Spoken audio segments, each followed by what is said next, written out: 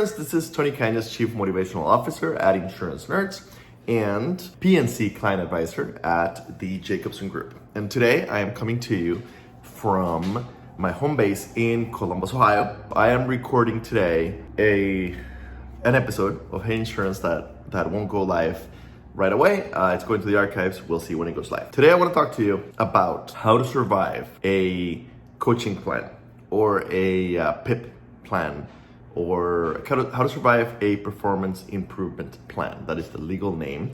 I am not a lawyer. This is not legal advice. This is me telling my own story and giving you a couple of resources for if you ever find yourself in this situation. And I'm a big believer that personal disclosure is a good thing. And I've told many people many times that I am an open book. So this is very much my personal story of how I survived a performance improvement plan or a PIP plan at work. Number one, a PIP is always a wake-up call. What I mean by that is that whether you love your job or hate your job, and whether you survive the PIP plan or not, it is a wake-up call. In my case, I loved my job. When I got put on a performance improvement plan or a coaching plan, I was shocked, to say the least, to put it mildly, about getting put on this plan. And if you get put on a plan, on a job that you hate, it is still a wake-up call. Or even if you see it coming and you just have not been performing quite the way you wanted to, or quite the way that company wanted to for a while, and they finally put you on a PIP, it is a wake-up call, because the natural end to a PIP is getting fired. It doesn't have to be that way. The company, in a legal sense, in an HR sense, the company is setting it up so that they can let you go, hopefully without getting sued. Number two, as soon as you get your PIP, it is time for some introspection. What I mean by that is take the weekend, take 3 or 4 days to really figure out whether you want to stay at this job, whether you want to stay at this company,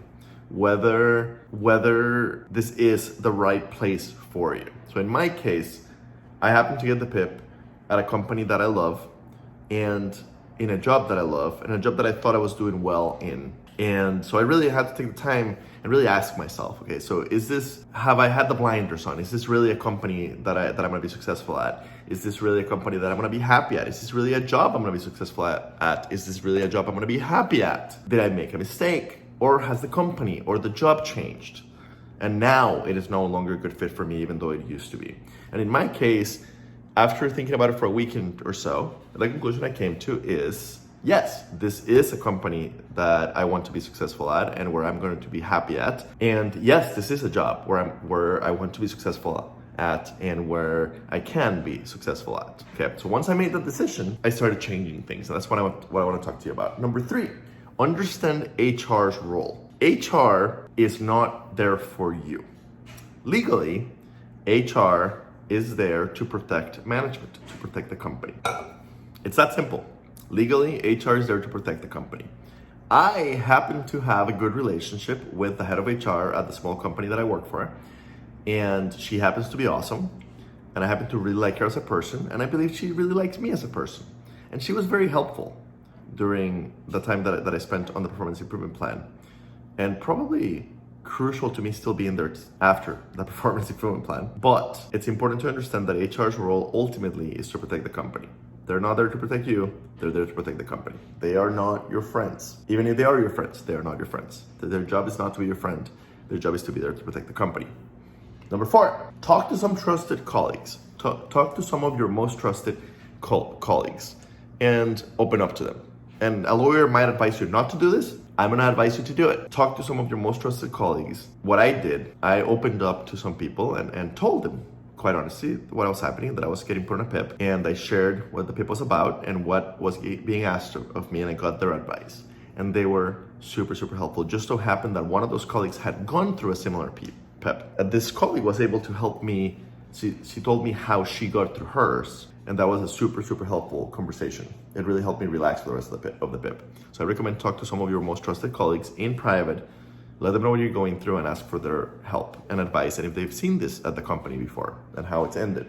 Number 5, get clarification to be 100% sure of what it is you need to do in order to survive and stay with the company and the job. Make sure that goals are objectively defined.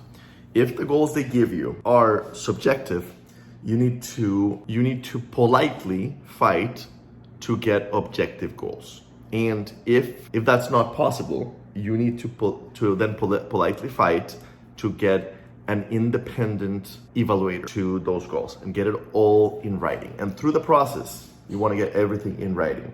In my case, luckily, the goals that they gave me were for the most part objective. Also, you have a right, legally, you have a right, again, I'm not a lawyer, but legally you have a right to, the goals on your PIP need to be provably achievable. Meaning if you're being asked to make 10,000 widgets per week to survive, and historically nobody has ever managed to make more than 1,000 widgets per week, that is not an achievable goal, okay? So they can't come and give you much higher goals than you had before. The goals have to be related to the original goals that you have failed to achieve, and they have to be provably achievable. Number 6, talk to the most trusted people in your life who really know you and get brutal feedback on how to improve. So in my case, this was my girlfriend, this was some of my most trusted career advisors and friends outside the company. And I shared the PIP with them and I said, here's where we are, here's how we got here, here's where I want your advice. Can I pull this off? And if so, how? What should I do? And I asked for specifically brutal feedback and I took it to heart. Number 7, if you do decide to stay, if you do decide you're gonna try to survive the PIP, burn the ships. What I mean by that is tell yourself, I'm going to make this work. I'm gonna pull it off, period. Also, kind of relative to this, be aware of what you're bad at. Be aware of your best second option. Have a good understanding of where you wanna go and what that might look like if this doesn't work out and you do end up getting fired at the end. Number 8, for the duration of the coaching plan, eliminate all non-essentials. What I mean by that is get your finances in order over that first weekend, eliminate expenses that are unnecessary. In my case, I got rid of things like Netflix, like my HBO, so that in case I did find myself without a job 3 months later, I was in a good place, okay? And also, I eliminated a lot of distractions so that I could fully focus on surviving the job. Number 9, invest in your future. What I mean by this is if there are things that you should improve that could benefit from a financial or time investment, if you want to save the job, do it. In my case, I hired a professional coach who happened to come from my industry, and that cost a significant amount of money. Well, it helped me get through this.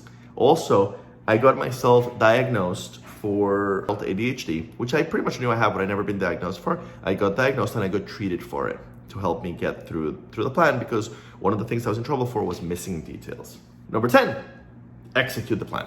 So once you know what you need to get done and you've invested in giving yourself the best chance to do it, execute. You do not fall into analysis paralysis and spend a month of your 60 or 90 days on the PIP to figure out what are the things that figure out the various plan.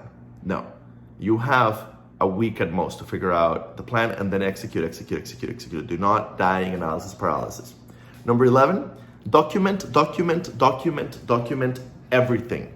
Once you get put in a PIP, every conversation related to the PIP should happen in writing, and those that don't, you should immediately send an email to the supervisor or HR, whoever the conversation happened with, documenting that conversation, okay?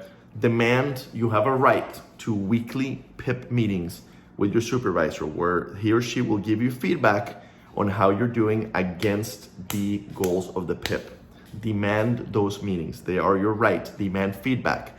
If you leave those meetings without feedback, even though you asked for it, send an email. If anything comes up during the meeting that doesn't match the definition of your PIP, or if you're being told that you're not hitting your goals when you are, politely correct them and then correct them via email. Those emails are your lifeline. And I'll include some links in the show notes to other bigger resources on how to survive a coaching plan or a PIP. I'm very happy to report that I survived mine with flying colors, and my career with that company has been fantastic. So thank you very much. If you want to share your story about when you went through a PIP and how you survived it, comment below. Thank you very much. TC out.